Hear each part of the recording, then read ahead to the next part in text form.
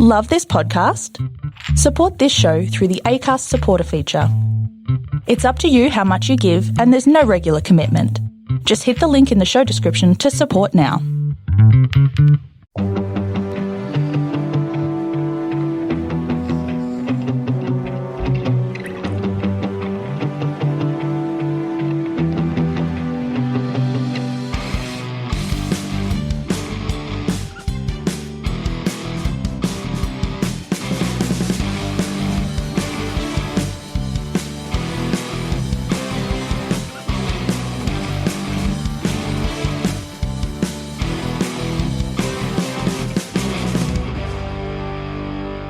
Hi everyone, and welcome to the Cognitive Recalibration podcast. As always, I'm your host Shravan. We've got Taran here with us. Hey everyone. And today we're going to be talking about Dune. Dune.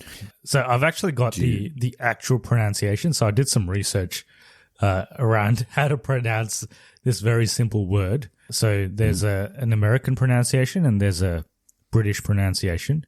So the way we say it, which is June, which sounds like June, the month June, is the British pronunciation. And then this is the American pronunciation. Dune. That just sounded like a robot talking. It's actually pronounced like D-O-O-N. Dune. Dune? Dune, yeah.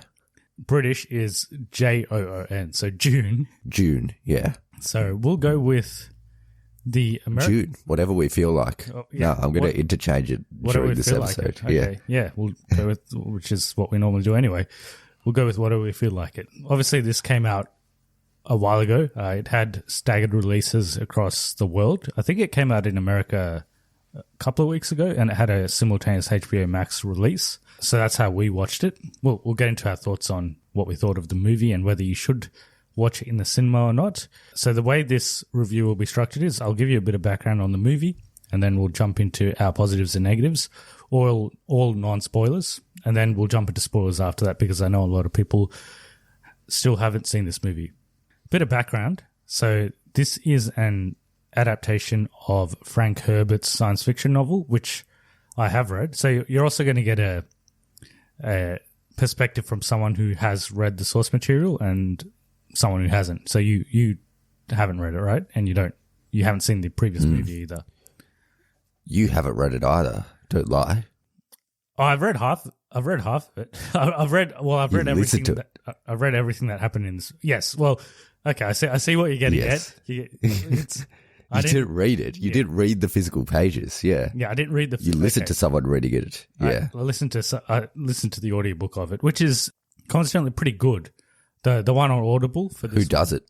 They've actually got a cast of different narrators. And it's got like sound effects and stuff as well. So it's pretty immersive. Okay, nice. If you want to get into the source material and you don't want to read like me, the audiobook's actually pretty good. The one that's available now on Audible.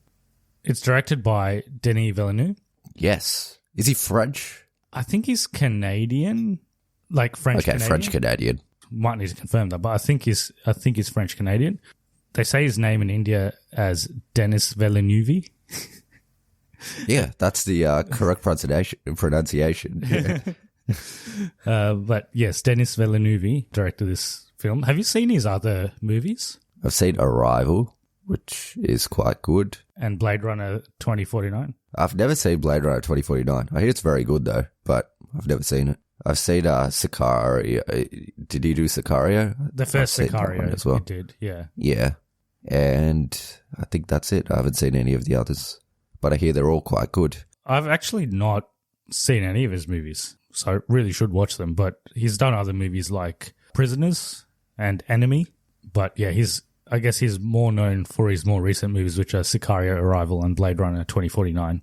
But all up, I think he's done about 10 movies, and they officially did announce Dune Part 2 because there was a little period there where they weren't sure if they were going to get a Part 2 for this, but it's been officially announced. Cast-wise, it's got a pretty big cast, all pretty well-known actors. The main character is Timothée Chalamet. I'm trying to think of a nickname for Timothée Chalamet. What do you reckon of Tim Cham? No, I hate that. Don't use that. It sounds like Tim Tam, but it's not quite there. We'll come up with something. Timmy C's? Timmy Chow? Timmy C, yeah. He's not. He doesn't really run in our circles, does he? Because he's more of an artsy slash, like artsy films that he does more than blockbusters. I would say this is probably his first blockbuster. Yeah, and even this is not a normal type of blockbuster compared to even Denis Villeneuve's other films. I know a lot of people that just don't like them because they're quite slow and thoughtful. Slow. Yeah. To be honest, this is more of a blockbuster than the other two I've seen. Okay, yeah. So the other two are very slow, like genuinely slow. Yeah. This has more that happens in it.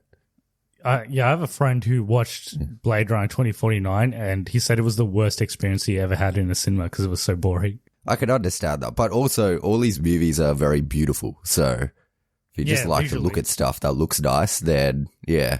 Yeah, if you like looking at like paintings, like it's like a visual painting. Like all of these movies are very visually spectacular, and this is no different. Yeah. Yeah, other people in the cast is Rebecca Ferguson, Oscar Isaac, Josh Brolin, Stellan Skarsgård, Dave Bautista, Zendaya, Jason Momoa, Javier Bardem. So heaps of famous people in pretty minor roles, I would say, apart from Timmy C. And I guess Rebecca Ferguson, she's a pretty prominent character in this and in the book. So she's features more. The rest of them, I would say they're not in that much. Music is by Hans Zimmer. We talked about this when we talked about Tenet, but basically the reason Hans Zimmer didn't do Tenet was because he was doing this movie. Which one's a better movie? Probably this. 100%. Yeah. 100% this. Yeah. And the music is no amazing. shot. The music is amazing in this. There'll be people that like Tenet more than this for sure, but I think this is just better in general. Look, this movie has some stuff that doesn't make sense, but like I can kind of find a pathway where it makes sense. Tenet still doesn't make sense for me, whichever pathway I look at it.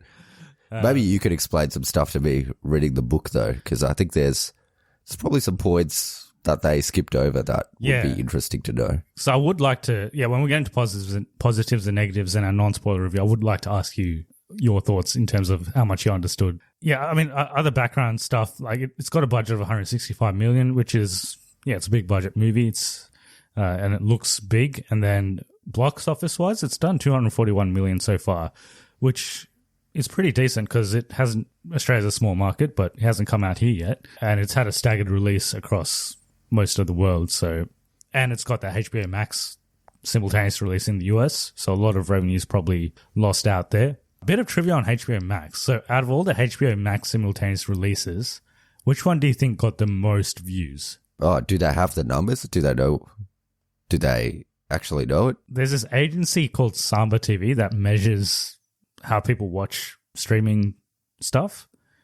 So they reported something around the numbers in terms of like all the releases that Warner Bros. Had this year on HBO Max.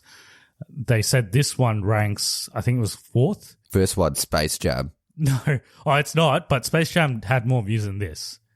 So Space Jam is ranked above this. The first one is actually Mortal Kombat. Oh, really? I love that movie. Yeah. So, Mortal Kombat great had movie. the highest number of HBO Max views. I think this was 4th or 5th. Space Jam was ranked ahead of this, which is everything that's wrong about this world. When you said I would hate it, I assumed it would be Space Jam because, that movie is trash. But it's got LeBron in it.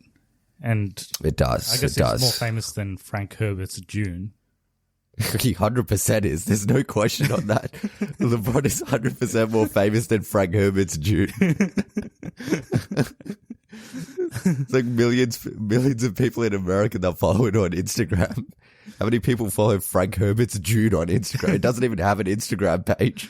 Yeah, you're probably right. But there is a cult following for Dune, in particular the books, and even that 1984 movie, which I haven't seen. There's a bit of a cult following for it, but apparently that movie's not that good because there is a lot of content in the book, and it's pretty hard to fit it all into one movie, which was also the case with this one because they're doing it over 2 movies now. So And even in this movie, there's a lot of information that you have to sort of take in.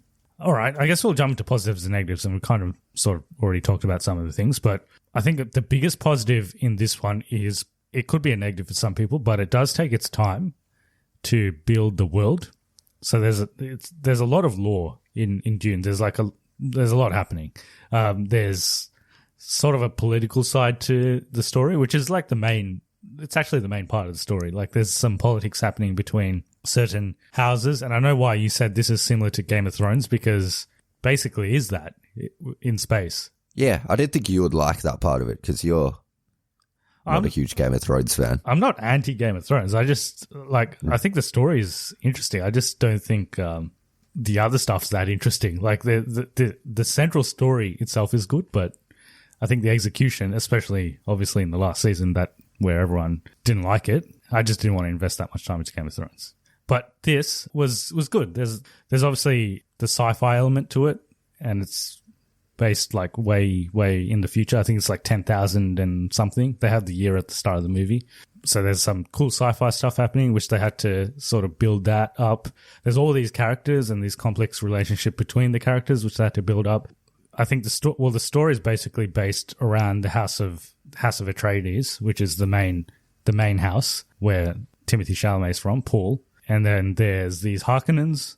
I guess they're kind of the bad. Weird bald guys. Yeah, the weird bald guys. And then there's an empire. There's an emperor who kind of orders, like he has leadership around all of the prominent families. So I've got some details. Maybe we'll talk about it in spoilers around the main families and how it sort of all works in terms of the structure. But yeah, there's a lot to build up, and they take their time. And for me, because I had read the book and I had a bit of background on it, it was digestible for me. But I'd be interested to see your thoughts on this, because I definitely think they skipped over, like they go through a lot of stuff pretty quickly. Yeah, look, I think I understood it, but maybe I didn't understand it as well. Like on the surface, most of it was digestible, I guess, but there is a fair few. There's like lots of exposition, isn't there, to begin with, and they go through a lot of stuff. I would say the whole movie, basically up till about 60% of the movie, is exposition. 6%. Yeah, but it's not just people talking though. They do exposition in different ways to keep it interesting, I guess. But I guess they definitely show don't tell. I think they follow that. It's not like someone just telling you stuff. They definitely show you a lot of the stuff rather than people telling you, which could also make it less digestible because you really have to pay attention. Look, I think I got it, but unless we go into the story and the spoilers, you wouldn't be able to tell me if I actually got it. So, but watching it, I definitely felt like there were some parts that were skipped over. I'm like, what does this actually mean? But overall, I think I got the gist of it. Like I said, it's visually, even if you don't really get what's happening, I think visually it's just so stunning that you kind of won't get bored. Like just because you're watching something it just looks so good on the screen. And on that point, I would say definitely don't do what we did and watch it at the cinema. I think it's definitely worth just that experience. I think the sound, I watched it with on a 4K monitor with headphones. So the sound is amazing. The soundtrack is probably one of the best Hans Zimmer soundtracks or background scores that I've heard for a long time. Probably since Interstellar, I would say. It's his best one. Their background score is really good. Like we said, the cast is, for what they're in it for, they're really good. If you're a fan of Zendaya, she's not in it that much. Yeah, it's a spoiler. It's a spoiler, but if you, I guess it is a spoiler if you don't know anything about the books. But in the books, she's also not in it that much, at least in the first half. Some things that are mixed on, I wouldn't say they're negatives, but I'm a bit mixed on, is that it doesn't really have a resolution to the story. So it kind of sets up a lot of stuff. Yeah. But well, when the movie first starts, it says Dune Part 1, doesn't it? So it's like, yeah, this is not just one movie. It's going to be more. But I get what you mean. Like, you get to the start to the end kind of just happens, and it's like, okay. Yeah. But I wouldn't say it's like this is a good stopping point for this part of the movie. It felt like it could have kept going from there as well. So, I thought it was okay, but it definitely felt like this is a prequel to a better movie.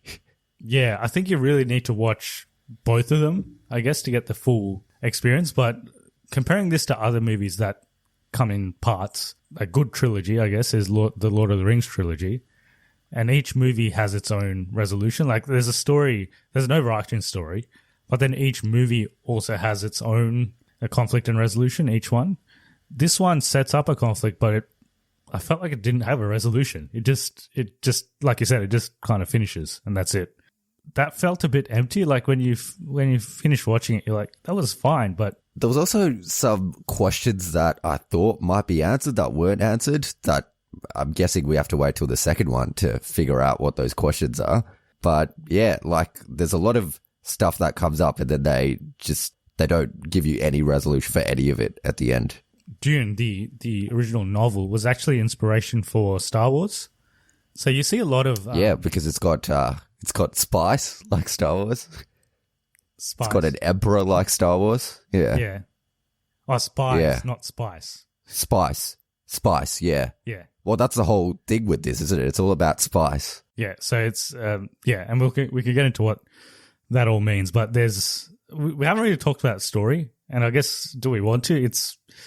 Yeah, we could talk about it a little bit.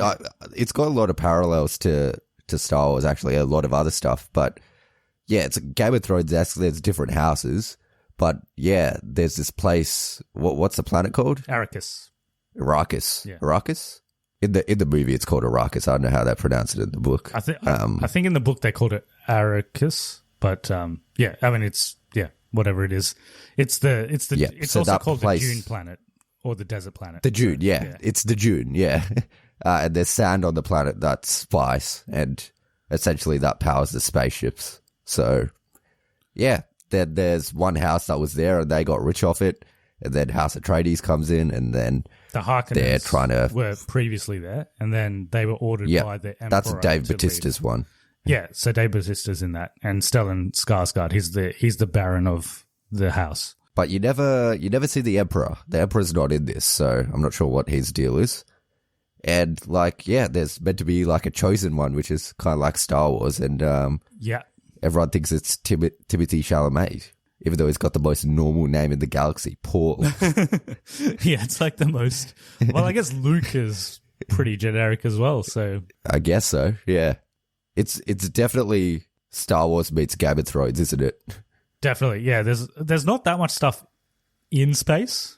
It's mostly just on this planet, but there's not much of, like, if you're looking for like spaceship battles and stuff, it's none of that. It's not really that sort of movie. And there's also a lot of parallels in terms of, and I guess this is in every story. Like, whenever there's a story about a chosen one, like Harry Potter as well, or like even Lord of the Rings with Frodo. There's a lot of parallels with that. Except in this, like I said, they don't get anywhere near the conflict resolution. So it's kind of like you get a taste of it, but nothing. You're still not sure if he is the chosen one. He could not be. He might not be. Yeah. I have a feeling he is, though.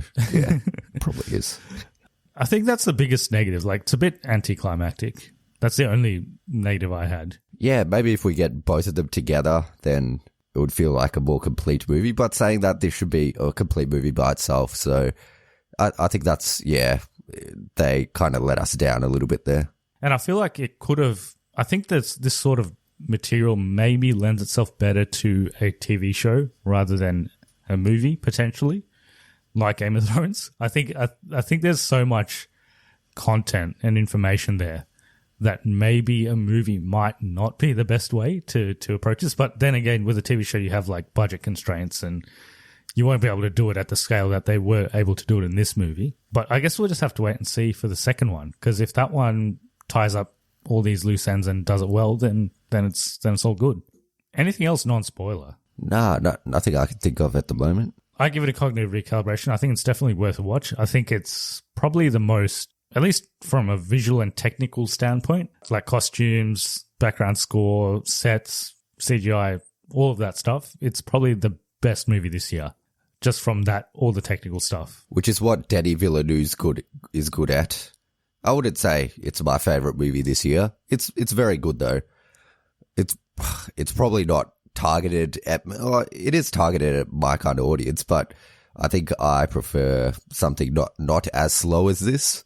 But yeah, if you like slow burns that look visually stunning, then this right up your alley, essentially. So yeah, I get a cognitive recalibration. It's worth a watch. Definitely worth a watch in the cinema. All right, I guess we're done with spoilers. So if you haven't watched Dune, watch it. Come back to this point in the episode. I'll put the timestamps in the description below, and then you can listen to our spoilers. All right, I can give you a bit of background on like how the whole structure works. I'll explain what I get, and then you add to the. Are we talking about plot? Yeah. Yeah. So you can fill in the gaps that I don't understand. Yeah. So essentially, the Emperor kicks off the Harkonnens, and he tells House Atreides to come and take care of the spice business. Correct? Yeah. Yep. And the main plot essentially is that they get sabotaged and the Harkonnens come back and kill them. Yeah. So, yeah, there's one part I don't understand there, but I'll come back to that in a sec. And then the other kind of part is Rebecca Ferguson, she comes from like a clan of witches. Is that right? Or yeah. Yep. And I only know this because someone told me this. It's not really explained in the movie, but the Harkonnens were meant to have a boy, which is Dave Bautista, and House Atreides was meant to have a girl, which was meant to be Timothée Chalamet, but she chose to have a boy instead. Mm-hmm. They kind of brush over it, but I think that's what they said. So yeah, so the Bene Gesserit, there's this prophecy anyway that they're gonna give birth to a boy. So traditionally they all have girls, the Bene Gesserits, but there's this prophecy that they're gonna give birth to the Kwisatz Haderach or whatever. It's got the chosen one. Yeah, it's got a lot of names. So, but the chosen one wasn't meant to be Timothée Chalamet. It's essentially meant to be Timothée Chalamet's son. It's meant to be the chosen one. So they want to have a daughter and then have a son afterwards, don't they? And that's meant to be the chosen one. Yes, but I think she wanted to. I think she just wanted to give birth to the.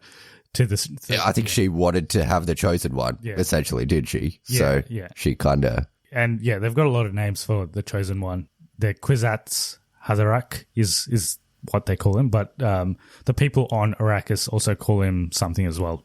They have this same prophecy, and apparently it was all started by the Bene Gesserit as well. Okay. Yeah. So what's the chosen one meant to do? Well, on Arrakis is meant to bring them freedom because they've been oppressed by the Empire all this time. But it essentially is meant to, it's kind of like Luke, is meant to like, Luke Skywalker is meant to bring freedom to the universe, essentially. But doesn't the Bene Gesserit work for the Empire? Yes. The Emperor? Basically, so why do they want the... They're the ones that are like kind of controlling the Empire from the shadows, essentially. Okay, so why do they want the chosen one then? Because isn't the chosen one going to destroy them? Well, they think that he'll work for them, but this is the part that this is the part that I haven't got into yet because I don't think that's what actually happens in the end.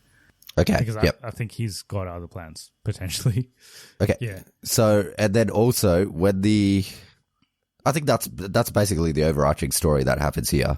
And at the end, he kills some bloke and he joins the what are those guys called who live on Arrakis? Fremens. Yeah, he joins them. Yeah, and essentially going to help them. So they're just the overthrow locals. The Empire. Yeah, they're just the locals on this planet, the Fremens. So yeah, pretty much what you said is right. So there's this collection of houses called the Landsraad. I don't think they even say this, but yeah, that's basically what it is. There's like a collection of great houses and wealthy families that basically rule over the whole universe, and they all report up to the Emperor.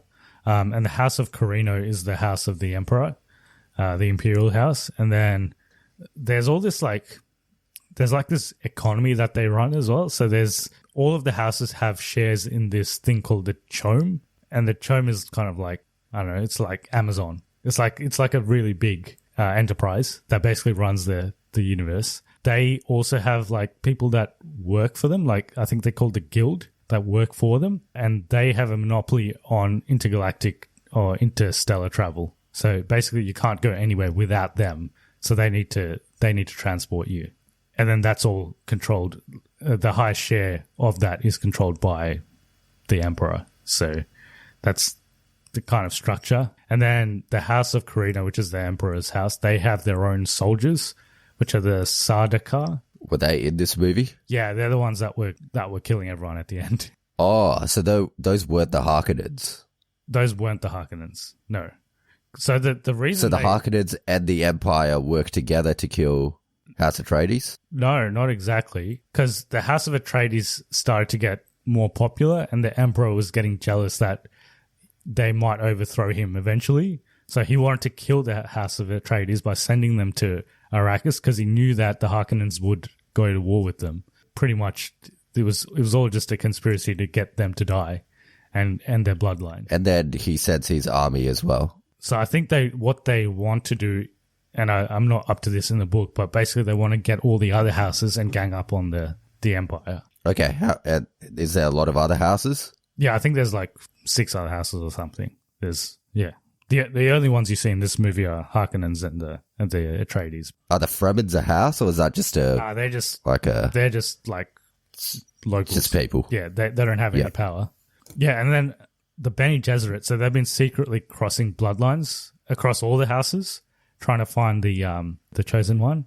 This is not at all explained in the movie, but basically, Jessica, I think she's related to Harkonnens.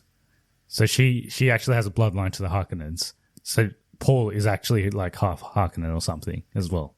Okay. I thought it was something else. But you've read the book, so I'm probably totally in the wrong. But yeah, I thought that so at the end Jessica was meant to have a daughter. Even in the book, there's 2. Like there's book 1 as well, and book 2 in the actual book.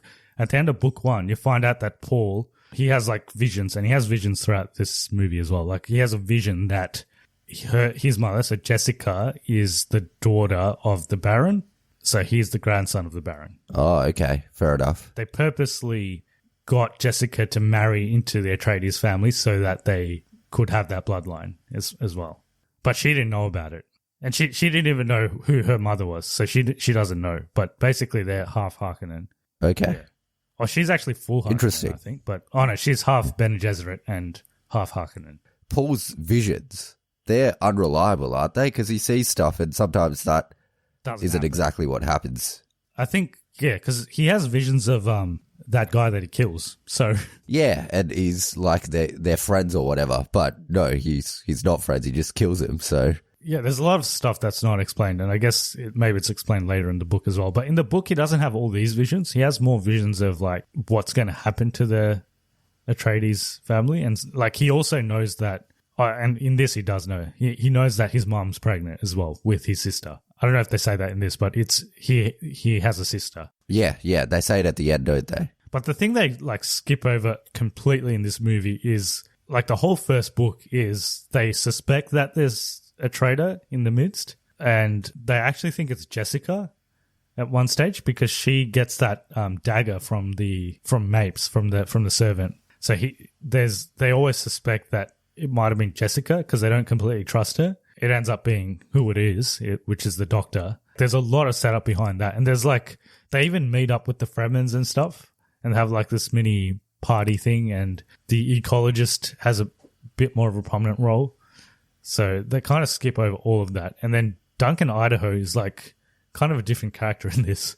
He's similar in that, but he brings like, you know, the whole sequence where they get attacked and then Oscar Isaac gets killed and all of that. Like it begins with Duncan Idaho because he comes drunk to the is it a castle? I don't know. Well, it's like to where they live. The palace or whatever. Yeah, the palace. Yeah. He comes drunk and then he tells Jessica that they're suspecting her as well. And that's where the whole thing starts. But yeah, they completely skip over all of that. So they don't really do any of that stuff. And they kind of skip over Paul's training as well. So he gets trained in the Bene Gesserit ways. So they have that scene where he puts his hand in the box thing. So that's kind of like the first major thing that happens in the book. Like it's like the 3rd chapter or something, or 2nd chapter. It's like one of the first things that happen, but it kind of happens a bit later in the movie. Yeah, I mean, they didn't follow the structure of the book to the T, which makes sense because for the movie it might not have worked, and you probably didn't need to go into all of that detail. But they never really explained that the only person that completely trusted Jessica was actually Leto, even up till his death. Who's he? Is he Oscar Isaac? The Duke, Oscar Isaac. Does Josh Brolin die? I don't think we don't see him die, do we?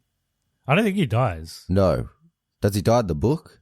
I don't think so. Okay, so he's still kicking around. And even Howard, I don't think he dies either. He's the other security dude. The guy with the white eyes? Okay, yeah, with the line on his mouth. Again, I've only read half the book, so maybe he dies later, but he hasn't died yet. Why there's a guy there's that guy, the Atreides guy, the line with the line on his mouth, but then there's also David Dashmalger for Harkonnens. He's also got a line on his mouth. What does that indicate? What's that about? Oh, you mean, so Howard, that the security guy has a line on his mouth? Yeah, and then David Dashmalger for they're not for Harkonnens actually, also has one. I don't think they're in the family. I think they're just the security people. So they're not like part of the family. So yeah. If you're in the security, you get a line on your mouth? I guess so. In this movie, you do. Okay, fair enough. Does Josh Brolin have one? No. Because he's part of... It's only that guy. I think it's like the chief security person. Yep, okay. Because he also has the white eyes thing, doesn't he? What's the white eyes thing about? They never Did they like explain. see stuff? I can't remember that being in the book. So it must just be a... Yeah, there's stuff like that just doesn't get explained, and they just breeze over it. Yeah, the book's also like very super descriptive. Like even just listening to it, like you got to kind of concentrate. Things that are actually happening, that like not that many things actually happen, but there's a lot of like description and like explanation of like all the complexities of the characters and stuff that happens in the book. It's hard to cover in a movie, I guess.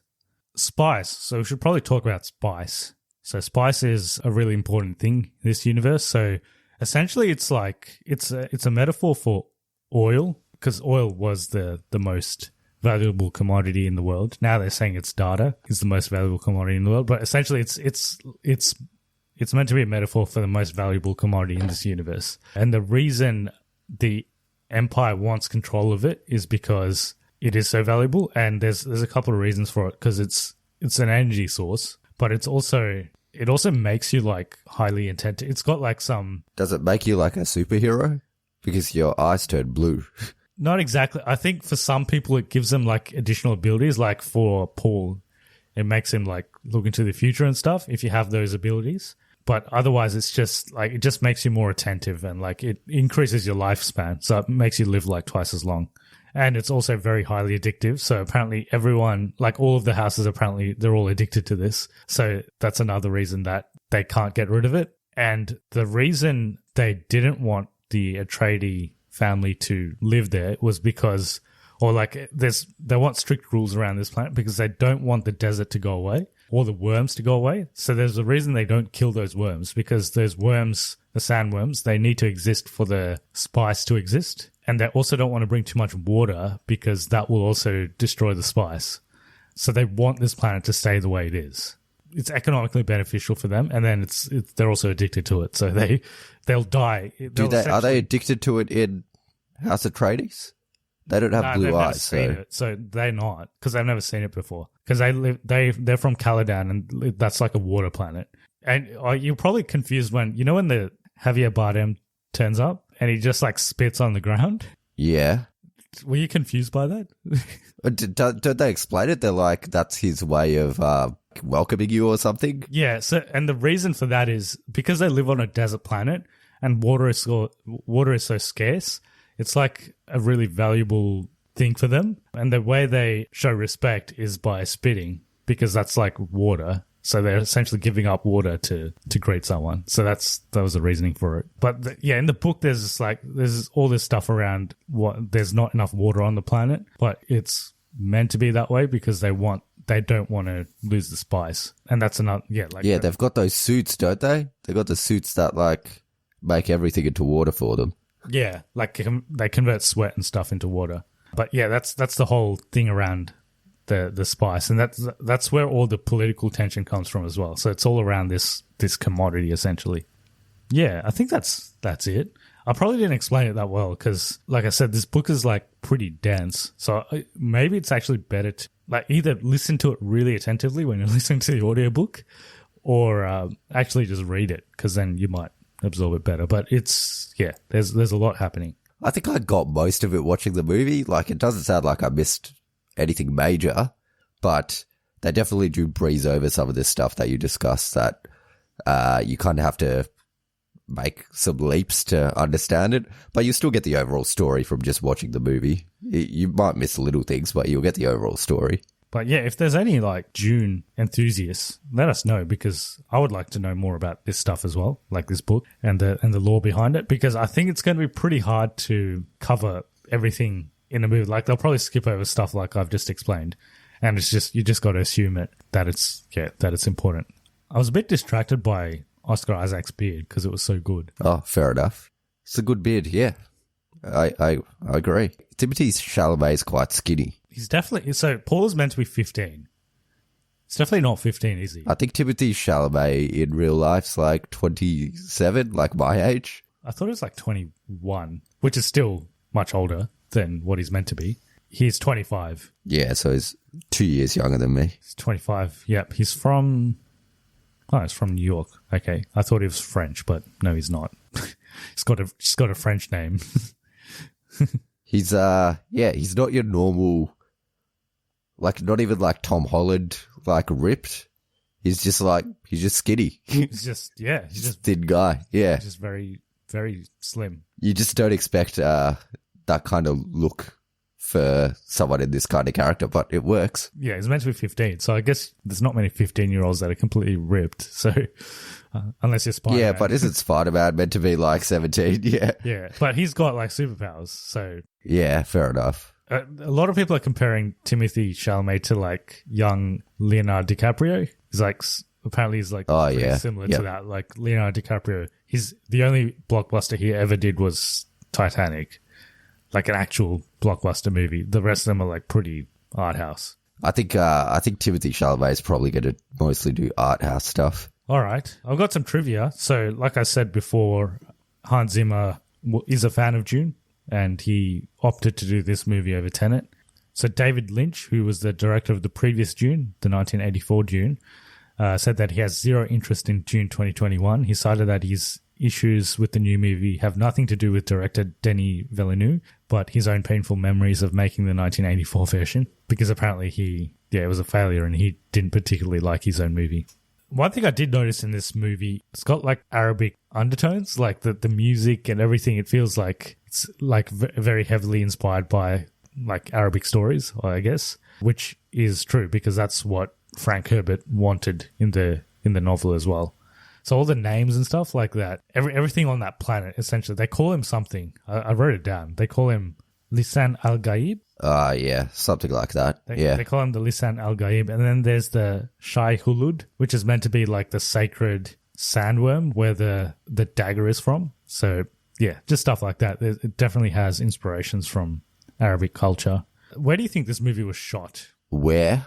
They went to some desert. I don't know which desert. Pick a place where there's a desert and you'll probably get it right. Is it in America? Nah.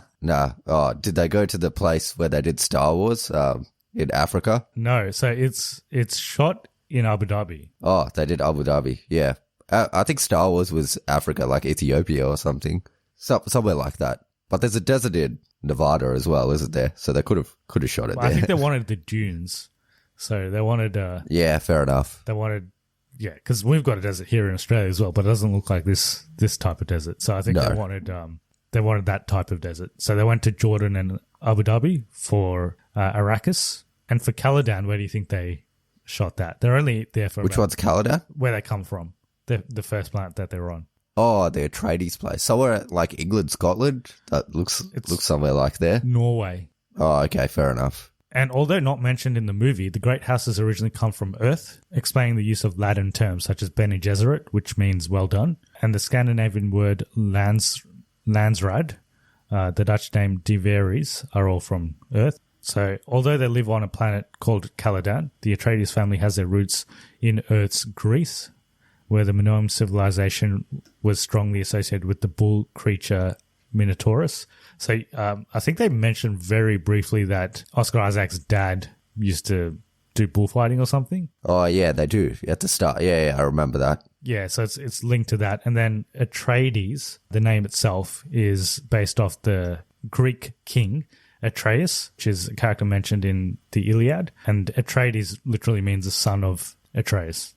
They don't really explain that in the book either. I think this is more just like subtext that they've inferred from it. Inferred. Denis Villeneuve's plans for June 2021 were quite ambitious, as he hopes to make it the Star Wars he never saw. So essentially, I think he called it Star Wars for adults, which means Star Wars, in his eye, Star Wars is for kids. It's for kids. Yeah. Which is basically, I guess it is, sort of. Well, if you take a kid to watch this, he's not going to enjoy it. So I guess Star Wars is for adults and kids, and this is purely for adults. Interesting thing about Oscar Isaac, because he's in Star Wars, the latest Star Wars, and he's a pilot in that. And then in this, he also says that he wanted to become a pilot. He wanted to be a pilot, yeah. Yep. I didn't know if that was a thing from the books or if it was just a thing that they added in. I can't remember if it was in the books, because that conversation that they have, it goes for about 15 minutes in terms of like reading in the book. It's like a pretty long conversation. It's like a minute in the movie. And I did explain that. You remember when the Baron Harkonnen calls Oscar Isaac his cousin? Oh, yeah, he does. Yeah. That's implying their family. But yeah, basically in the expanded universe, part of the Bene Gesserit plan is to get the Kwisatz Haderach. And the Reverend Mother requested a child from the Baron. And then he basically had a daughter with her, who was Jessica. And then Jessica has Paul. So it's kind of all linked in some way. Oh, and that's also the reason why the Baron can't. You know how he like floats? He's got like this. Yeah, he's got like a spine. It's got a glowy spine. Apparently, that's because when he had the child with the Bene Gesserit, she cursed him, and he couldn't walk after that. Okay, why'd she do that? Oh, because it wasn't like consensual. Oh, okay. I don't think it's explicitly explained in the book. I think that's all I had in terms of trivia. But yeah, it's pretty dense. There's a lot happening. Stellan Skarsgård looked pretty menacing as the Baron. He did. A lot of makeup. I couldn't tell that it was actually him until you saw his eyes, I guess. It didn't really look like him. Yeah, definitely. In the original Dune, the 1984 Dune, the Harkonnens were all redheads. So that was their staple feature. Defining factor. Yeah. Yeah, okay. In this, they just made them bald. And in this one, they're all bald. Yeah. No eyebrows either. Yeah, which just is no very hair. Creepy. So I hear Jason Momoa comes back, though, in sequels as clones. Okay. Yeah, because he does have visions of Jason Momoa with the Fremens. In the book, as far as I know, Duncan Idaho hasn't actually died yet in what I'm reading. Oh, okay. So I think they've done some stuff. Well, he's dead in this. Yeah, I think they did some stuff in different orders, because at the end of book 1, Paul has like that whole vision around like where his family's from and all of that stuff, and like what he's meant to do, which hasn't happened in the movie yet.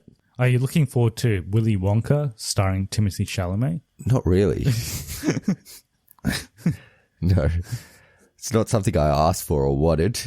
Yeah, it's directed by I'm pretty sure it's directed by the same guy who made Paddington. It is, yeah. Which they're good movies, so maybe it'll be all right. But I don't really think I wanted a Willy Wonka origin story ever. Yeah, I think that's all we had about Dune. Again, I'm not a it was pretty good. I'm not an expert on Dune. Like, I've read half the book, so I might have probably said some stuff that are probably not right. So if you know a lot about Dune, do let us know. Yeah, we know nothing about it. Well, especially me. I only know what I saw in this movie. So if people do want to get in touch with us, how do they go about it? So you can contact us at cognitiverecalibrationpodcast@gmail.com, or we're on all other platforms at Cognitive Recalibration. Yes, and if you want to get in touch with us, if you want to support us, you can do so via giving us a review on iTunes or your podcast streaming service of choice. That makes us more discoverable on search engines. So when people search for Dune Review, there's hundreds and thousands of them. They might find us in one of the top 10. Oh yeah, it just came to me. So the Bene Gesserit, they probably want this chosen one because maybe they'll have, because the Emperor, he's technically not under their control. He could do whatever he wants, but they're kind of like in the shadows trying to manipulate him. Maybe, I think they think that they'll have like complete control over this chosen one. Yep. So they want someone they can control. Fair enough. But I also don't know if like the Bene Gesserit, I don't think they're bad as such. I don't think they have like evil intentions, as far as I know, like from what I've read.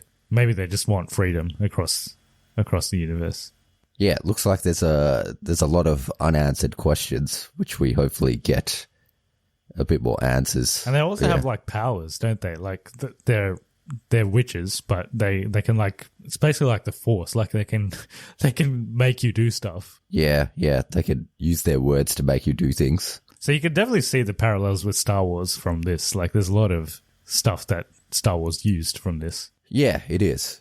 I think it's a simpler version of this, essentially. All right, so next episode, we're going to be talking about our long-awaited review of Shang-Chi. We finally got to watch it. We watched it in the cinema just a couple of days ago, so we'll be talking about that. That episode will probably come out midweek because we'll have Eternals next, like in the next immediate week. So you'll get 2 Marvel movies in a row, movie reviews in a row. Yeah, exciting stuff. Yeah, and then we've got a whole bunch of other movies that we're going to catch up on after that. So there's a lot of content coming up. Can't wait to get back to Marvel reviews. Stuff we know a bit more about. Yeah, stuff we know a bit more about.